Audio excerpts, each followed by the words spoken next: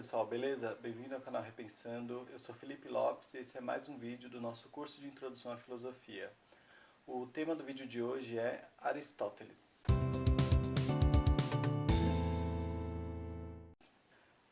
Vocês lembram que no vídeo anterior, quando eu estava falando de Platão, eu disse que ele tinha criado uma escola chamada Academia, que ficou sendo a escola mais importante de filosofia naquele momento? Então, o filósofo de hoje, chamado Aristóteles, ele estudou na Academia de Platão. Ele foi um dos discípulos de Platão. Ele saiu da cidade dele, Estagira, e foi para a Academia quando tinha por volta dos 18 anos. E ele ficou lá até a morte do Platão. Depois da morte do Platão, quem assumiu a direção da escola foi um outro pensador, um outro discípulo, e o Aristóteles não gostou muito de qual rumo estava seguindo, decidiu sair da academia.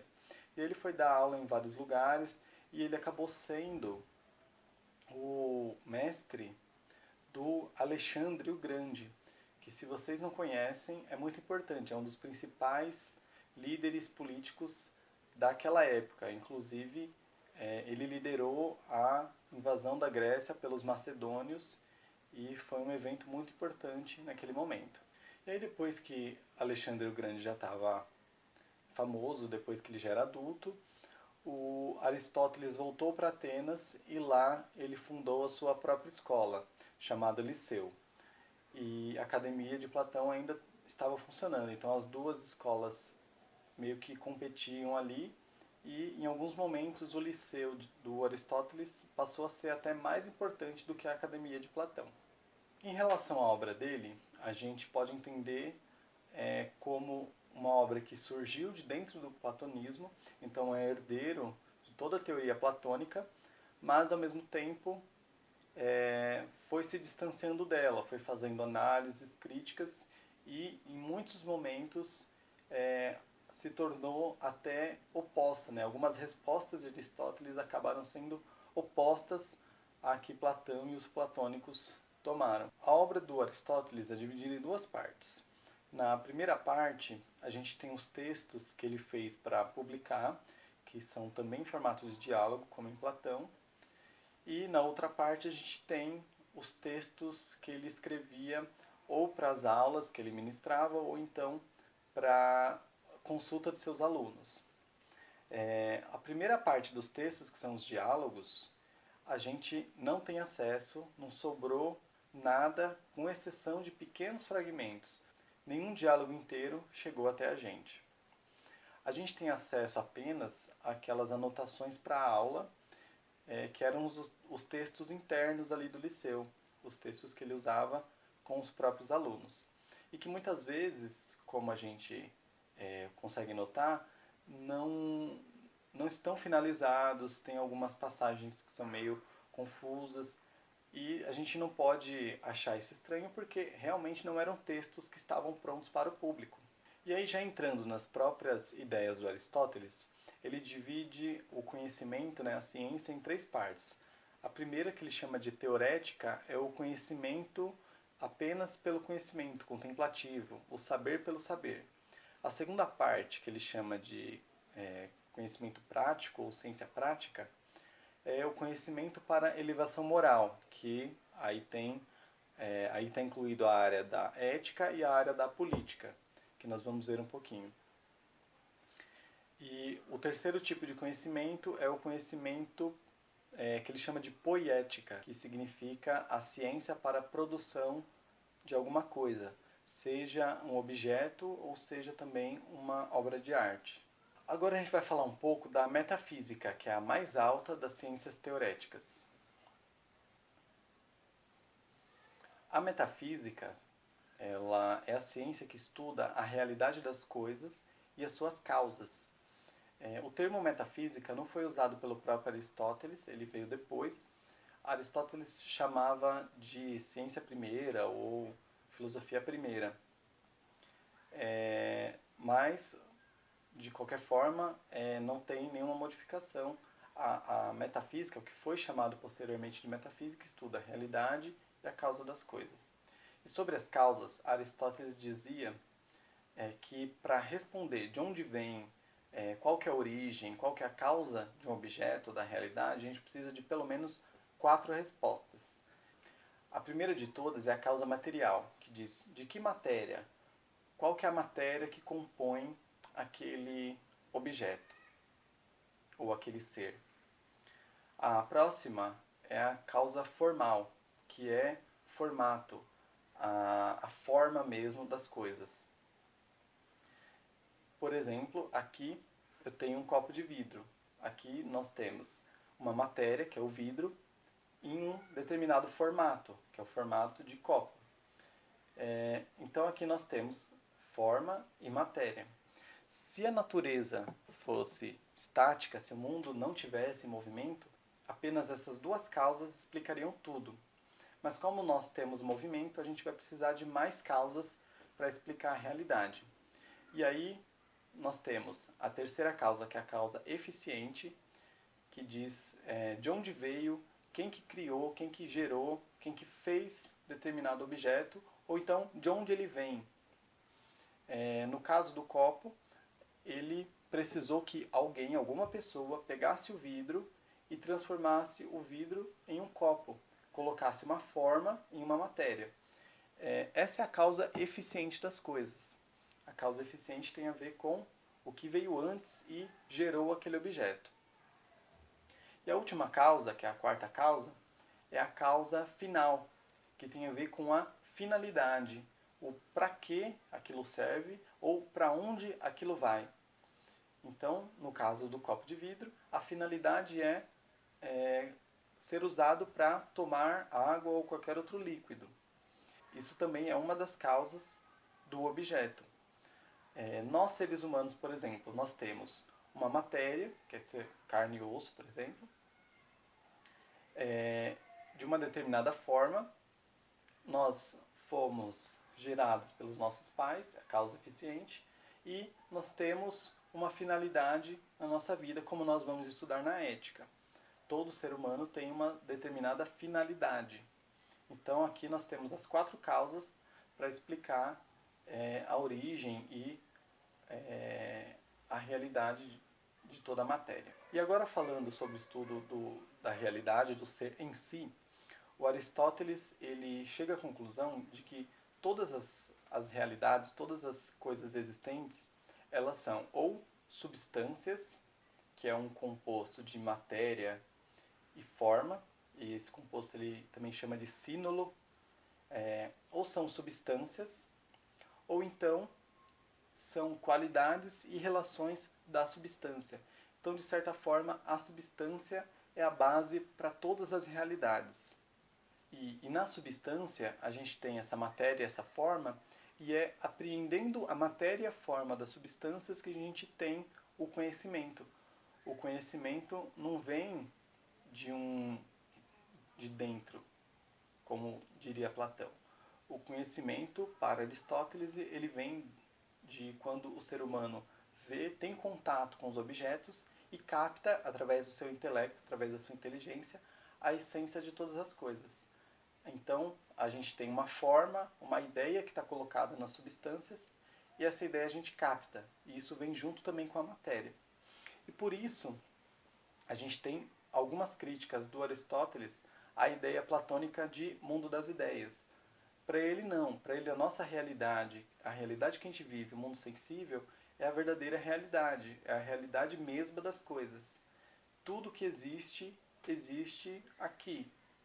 E a gente não precisa de um outro mundo para poder explicar como a gente conhece, como as coisas são criadas, qual que é a verdadeira realidade de tudo.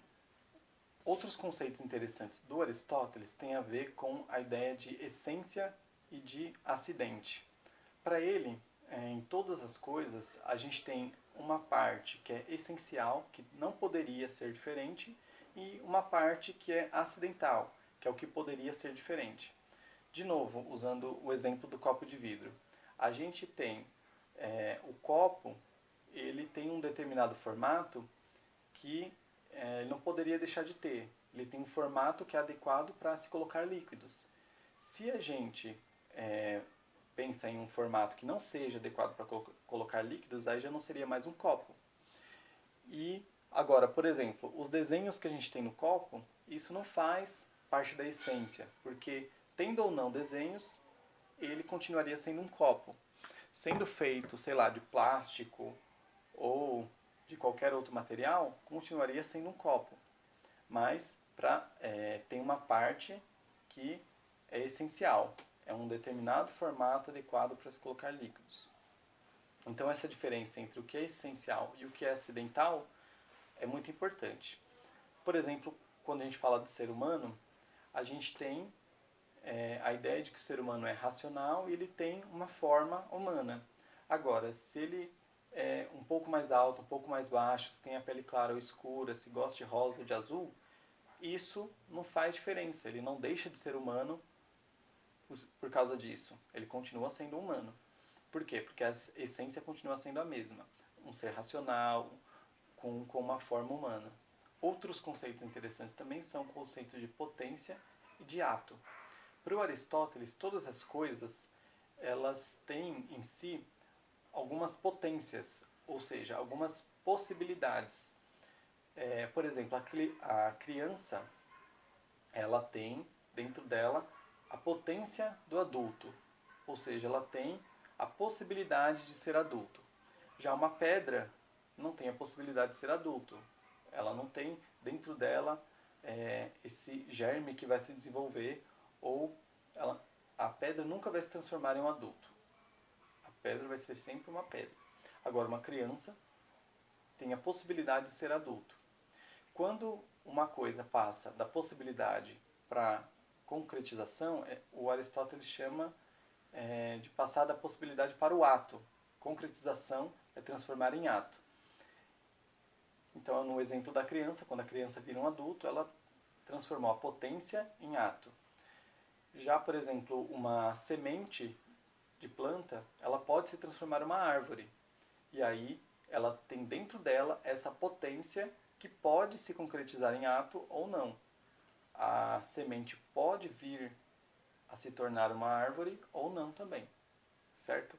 Agora a gente vai falar um pouco de uma outra área que se chama lógica, que é uma das principais contribuições do Aristóteles para a história da filosofia. Foi ele quem estabeleceu de um jeito bem sistemático esse campo da lógica, embora a gente já tenha uma coisinha ou outra que apareceu antes. Aristóteles fala da lógica como uma ciência do pensamento verdadeiro, uma ciência, digamos assim, de um pensamento rigoroso que pode chegar a conclusões verdadeiras. E aí ele coloca alguns princípios. O primeiro princípio da lógica que eu vou falar é o princípio da não contradição. Ele diz que não podemos falar dois contrários do mesmo objeto ao mesmo tempo. Ou seja, nós não podemos falar, por exemplo, que uma pessoa está viva e morta ao mesmo tempo. Por quê? São contrários. O que é vivo não é morto e o que é morto não é vivo. Colocar esses dois conceitos em um mesmo objeto ao mesmo tempo vai estar caindo numa contradição. E a contradição é um erro de lógica. O Aristóteles também fala sobre a necessidade de ter definições, dizer o que é cada coisa. E para isso ele se apoia nas categorias, na ideia de substância e etc. A definição é como se você captasse a essência da coisa e colocasse num discurso, em palavras. Então, a definição ela vai ser muito importante para os raciocínios. Depois da definição a gente tem as proposições, que são as afirmações ou negações, e depois disso a gente tem os raciocínios, que são chamados na teoria do Aristóteles de silogismos. Os silogismos são os raciocínios que chegam a conclusões que são verdadeiras se todas as ideias anteriores forem verdadeiras. Por exemplo, o silogismo mais famoso, que inclusive está no texto do próprio Aristóteles, é o seguinte: todos os homens são mortais. Sócrates é homem. Logo, Sócrates é mortal. Esse raciocínio, ele tem duas proposições primeiras, que é todos os homens são mortais, e a segunda, Sócrates é homem. A conclusão, ela é uma consequência necessária das duas primeiras, o que significa que, se as duas primeiras afirmações estiverem corretas, a conclusão tem que necessariamente ser correta, ser verdadeira. Se a gente tem essas duas coisas, todos os homens são mortais, Sócrates é homem, a gente não pode fugir da conclusão de que Sócrates é mortal. Agora, se alguma dessas premissas, né, que é o que vem antes da conclusão, se todas essas premissas, se entre essas premissas alguma não for verdadeira, aí a gente pode ter um erro na conclusão também. E o Aristóteles separa a lógica, essa lógica científica, da retórica. A retórica, para ele, é a arte do convencimento, é o que era feito pelos sofistas, por exemplo. E a arte do convencimento, ela não está preocupada necessariamente com a verdade, enquanto essa lógica científica dele está. Então ele faz essa divisão para deixar claro a diferença entre essas duas coisas. O Aristóteles também tem uma concepção de ser humano que é dividida em três partes.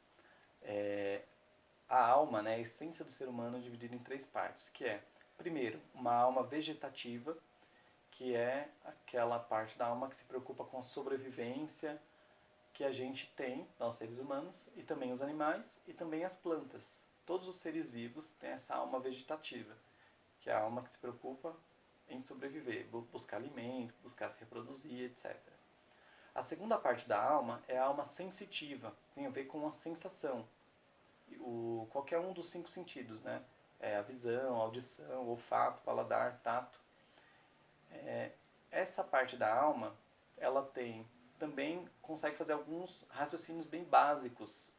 E aí a gente tem essa parte da alma nos animais e nos seres humanos, nas plantas não. E por último, temos a alma racional, que nem os animais nem as plantas têm, só os seres humanos, que é a parte da alma que tem a ver com conhecimento, com uma inteligência que não está necessariamente ligado com os sentidos. E para o Aristóteles, essa última parte, que é a alma racional, ela é imortal. É a única das almas que é imortal. E para não deixar passar também, eu vou falar um pouquinho só sobre a ética do Aristóteles. Para ele, todo ser humano, ele tem uma finalidade, como nós vimos, né? Tudo tem uma finalidade. A finalidade do ser humano é a felicidade. E para o Aristóteles, a finalidade de cada coisa tem a ver com a sua essência. E como a essência do ser humano é ser racional, a finalidade também tem a ver com isso. Então, o que quer dizer? Quer dizer que, para o Aristóteles, a felicidade do ser humano tem a ver com o conhecimento, tem a ver com a parte racional do ser humano. E aí, uma das virtudes, né, é justamente agir segundo a razão. Porque agir segundo a razão, a gente está agindo segundo a nossa própria essência. E, além disso, também, ele diz que toda virtude ela tem a ver com um certo equilíbrio, com uma moderação entre extremos. Então, não adianta você ser nem muito corajoso, a ponto de correr perigo, nem não ter nada de coragem, a ponto de ser covarde. A ideia é que a gente esteja sempre em equilíbrio entre esses dois extremos. Não adianta ser muito rico, nem muito pobre. O ideal é o equilíbrio entre os dois extremos. Então, para ele, a virtude está sempre no meio, né? A virtude está sempre no equilíbrio entre extremos, certo? Então, como dica de aprofundamento, eu vou dar aqui algumas dicas de obra do Aristóteles que vocês podem ler. É lógico que o Aristóteles não é tão simples como o Platão, assim, a leitura não é tão simples como a do Platão, porque a gente tem alguns textos dele que são um pouco confusos. Como eu disse, né, ele não escrevia esses textos para publicar, ele escrevia para dar aula e para consulta dos seus alunos. Mas a indicação vai ter a ver com qual tema vocês querem se aprofundar. Se forem pesquisar a ética do Aristóteles, eu sugiro o livro Ética a Nicômaco, que é o livro que trata sobre a ética. Se quiser falar de lógica, tem o Organon, que é o livro onde está a parte de lógica. Se quiser ver a parte metafísica, aí tem um livro que se chama Metafísica, que eu acho que é um pouquinho mais difícil, ele é um pouquinho mais confuso e maior também, mas se esse é o interesse, tem que ir na metafísica. Tem também a Poética, que eu não falei aqui, mas que é um livro muito interessante, principalmente para quem é da literatura, que ele vai falar sobre a arte literária, né? Sobre principalmente a tragédia. Certo? Então, curte o vídeo, compartilha aí com os amigos que gostam ou que estão precisando. Comenta aqui embaixo o que você achou e é nóis!